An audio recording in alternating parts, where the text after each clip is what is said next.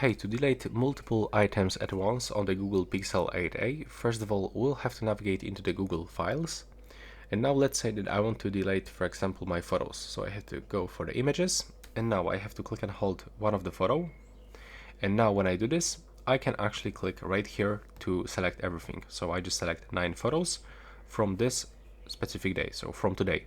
If I want to get like from other days, I have to also click right here. But you can also click here and try to swipe. I mean, you can just select them like this. There was also some kind of the gesture that allows us to simply click here and just simply drag, but it looks like that currently on the Pixel 8a doesn't work. So yeah, that's how we can do this right now, please. I mean, when you select these photos, then you have to click here and tap to move to trash. Or you can just click to select all, like this. So that's all for this video. Right now, please subscribe to my channel.